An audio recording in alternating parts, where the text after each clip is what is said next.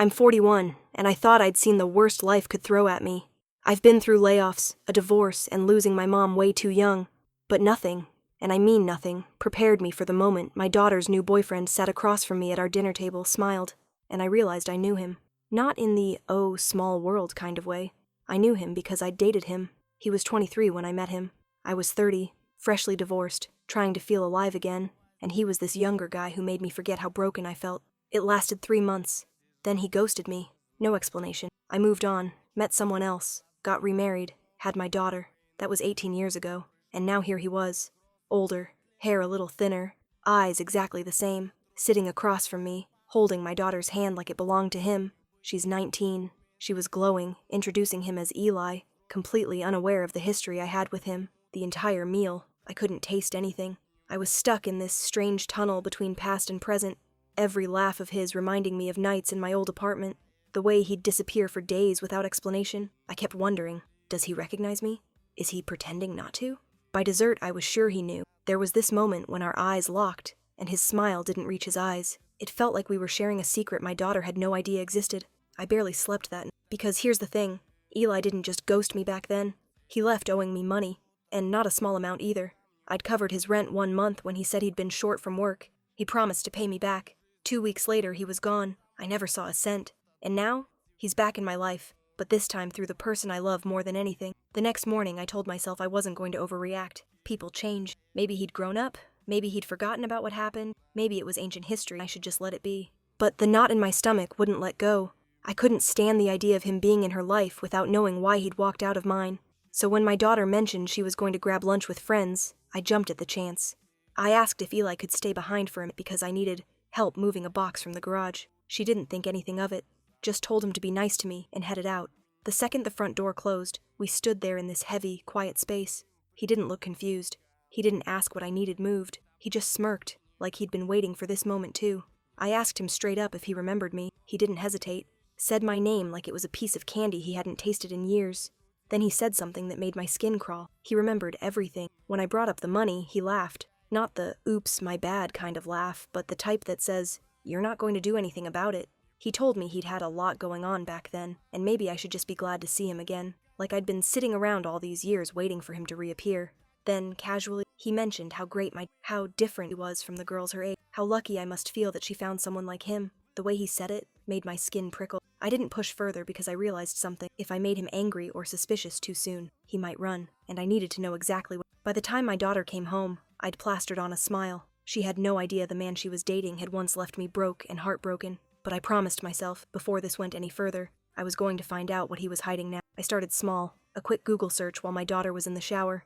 His name, his city, the rough age he'd be now. I expected something boring, maybe a LinkedIn page, some social media accounts. But the first hit was a mugshot. It was from 6 years ago, arrested for credit card fraud. My stomach dropped. I clicked through and there was more. 2 years in county jail, released on probation. There were other things too, smaller charges for things like shoplifting and failure to appear in court. I scrolled until my hands were shaking.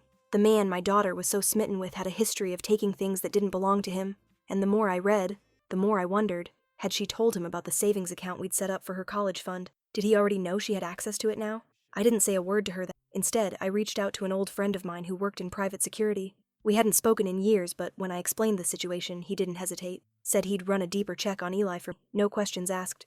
While I waited for his report, I started paying closer attention at home.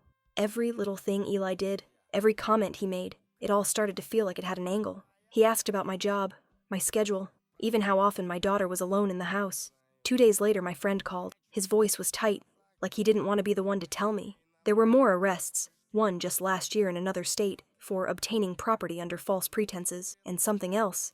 Eli had a history of dating older women with money, then vanishing when things got messy. This wasn't just bad luck. It was a pattern, and now my daughter was caught in the middle of it. I hung up the phone and sat in the dark, listening to them laughing in the living room. She thought she'd found love. I knew she'd found trouble, and I was going to have to figure out how to rip them apart, without losing her in the process. I knew I couldn't just march into the living room and tell my daughter everything I'd learned. If I came at her too hard, she'd dig in deeper. That's exactly how 19-year-olds work. Tell them someone's bad for them, and suddenly that person becomes their entire world. So I decided to test him. That weekend, I told my daughter I had a work meeting on Saturday morning. I made sure Eli overheard. What I really did was park my car 2 blocks away and double back on foot. I wanted to see how he behaved when he thought I was gone. At first, nothing suspicious. He helped her make breakfast. They watched a movie. But around 10 a.m., he excused himself to make a call. My daughter stayed in the kitchen.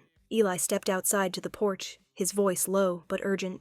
I crept closer, staying out of sight behind the hedge. I caught pieces of his conversation, mentions of getting the money soon, just a couple weeks.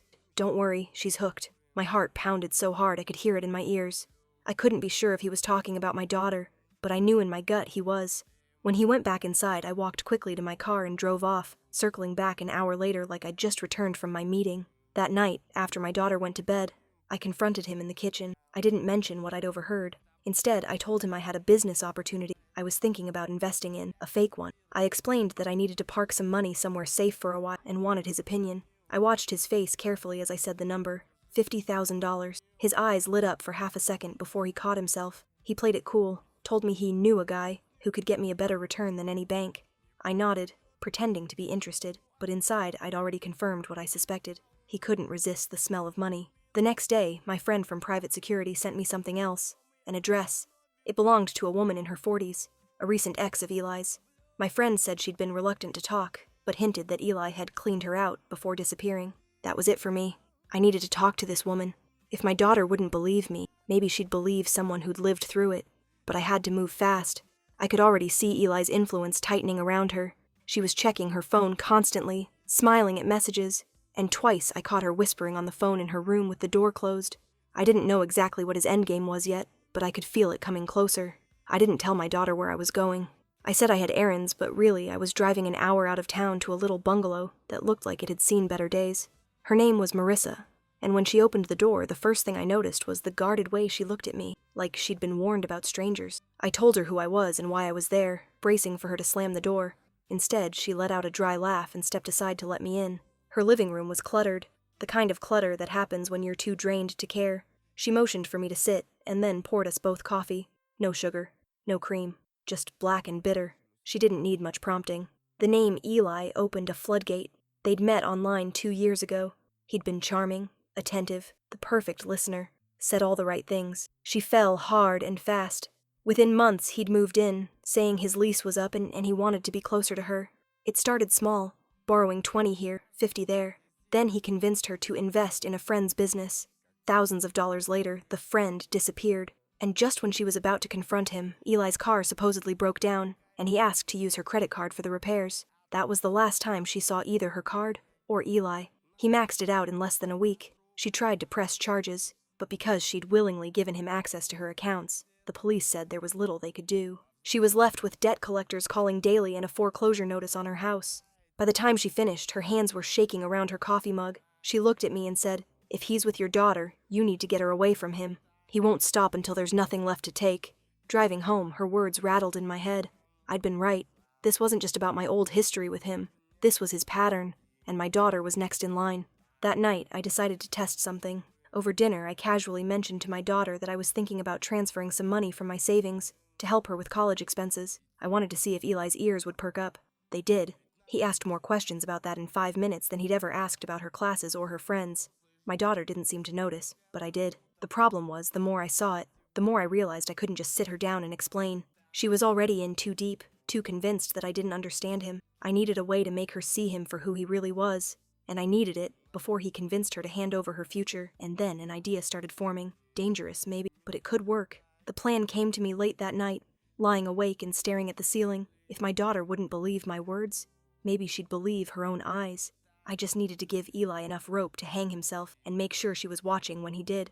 Step 1 was bait. Not cash, but something that looked like. I dug out an old fireproof lockbox I'd kept in the back of my closet for years.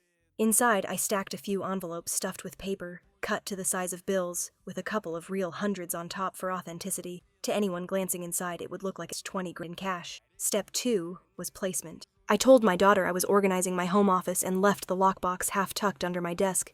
By accident, I made sure Eli was in the room when I mentioned I'd be moving some liquid assets soon. I even dropped a fake phone call with a financial advisor about transferring money. Step 3 was timing. My daughter had a class on Thursday morning, and I told Eli I'd be at an early dentist appointment. In reality, I parked 2 blocks away again, this time with my phone recording on video through a discreet camera I'd hidden on a bookshelf in the office. For the first hour, nothing. Then I watched, in real time through the app, as Eli wandered into the office.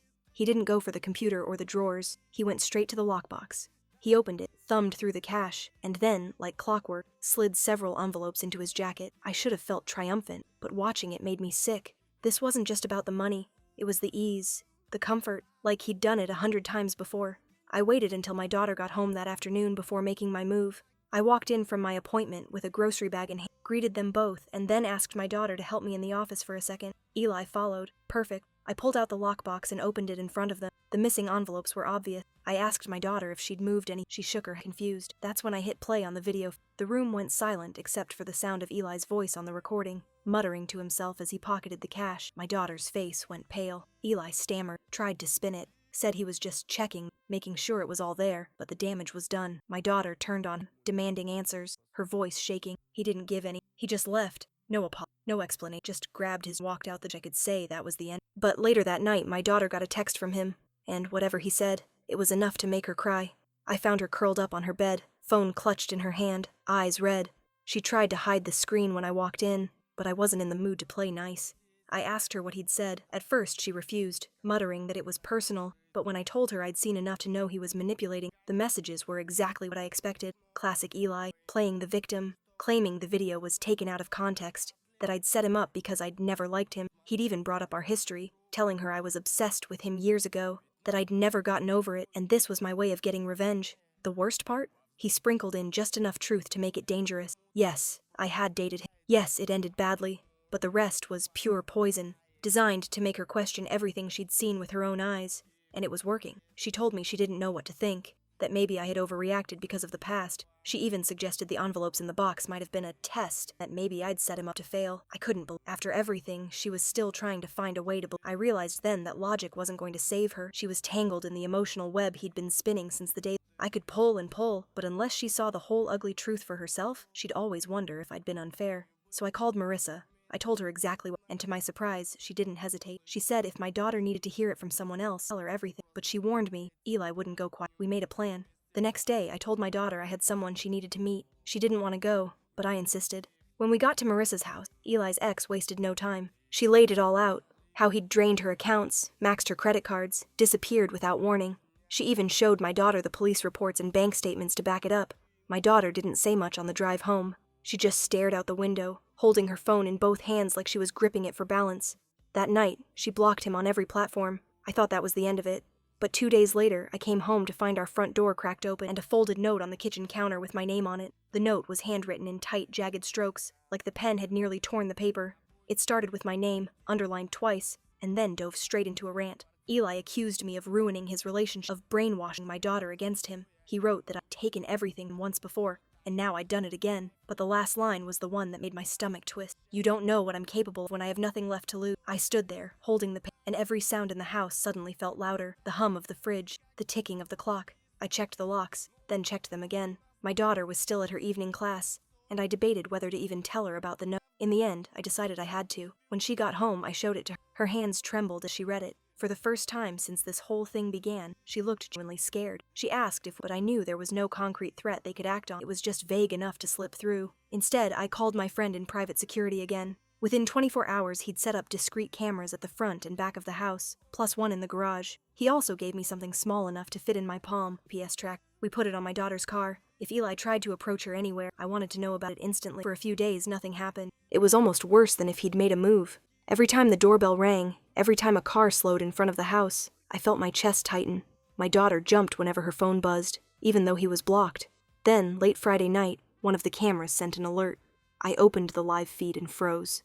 Eli was standing in our driveway, hood up, hands in his pockets, staring straight at the house. He didn't knock. He didn't try the door. He just stood there for a full 2 minutes, then turned and walked away into the dark. I didn't sleep that night. I just sat in the living room with the lights off, replaying the footage over and over. The way he stood there, it wasn't casual. It was deliberate, like he wanted me to know he'd been close, that he could get closer if he wanted. By morning, I'd made up my mind. I printed the screenshots from the video, attached the note he'd left on the counter, and drove straight to the police station. I told them everything, from our history nearly 2 decades ago, to the most recent stunt in the driveway. The officer took it seriously. He said while Eli hadn't made a direct threat, the combination of the note, his past record, and his behavior toward my daughter painted a pattern that was worth documenting. They filed an official incident report and advised me to seek a restraining order. Filing for that was a whole new kind of exhausting. The paperwork alone felt like it would never end, and every time I wrote his name, my hands shook. But by that afternoon, it was in motion, and the officer assured me they'd serve him within a few days. When I got home, my daughter was pacing the kitchen. She said she'd seen him again, this time from her classroom window. He was across the street from the campus, leaning against a light pole. She didn't want to admit it, but I could see it in her face. Fear had replaced whatever feelings she'd once had for him. That night, I moved her things into my room. I told her it was just until we knew the restraining order had gone through, but truthfully, I needed her close.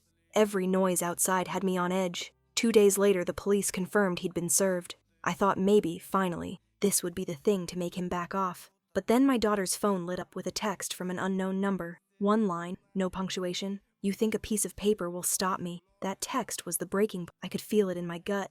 He wasn't going to stop until something forced him to. I forwarded the message to the officer handling our case, and he told me to be ready in case Eli tried to make contact in person again. I didn't tell my daughter, but I also called my friend in private security and asked him to stay nearby for the next few nights. It didn't take long. On the third night after the text, just past midnight, the driveway camera sent an alert. This time, Eli wasn't just standing there. He was walking toward the house, fast. My friend was already in position down the street. He pulled up in seconds, blocking the end of the driveway with his SUV, lights blinding. I watched from the window as my friend stepped out, phone in one hand, the other resting casually on his belt where his holster was visible. Eli froze, glancing back toward the street, then toward the front door like he was calculating whether he could make it to me if anyone stopped him. That's when the squad car rolled up. The officer had been watching my feed too, and came straight to us. Eli tried to play innocent, said he was just coming to talk, but the combination of the restraining, the text, and his prior history was enough. They cuffed him right there in the driveway. My daughter stood beside me, silent, as they drove him away. She didn't cry. She didn't say his name. She just exhaled like holding her breath for weeks. In the days that followed, the house felt lighter. The cameras stayed up, the locks stayed checked, but the constant knot in my chest started to ease. My daughter slowly started talking about him in the past tense, like he'd been a shadow we'd finally stepped out of. I knew there'd be a court date. I knew I'd probably have to see him one more time. But I also knew something else. He'd underestimated me twice in his life, and both times, it had been his undoing. This time, though, he'd learned something important. I'm not the same woman he ghosted 18 years ago. I'm a mother now, and there's nothing more dangerous than a mother who knows exactly what you're capable of.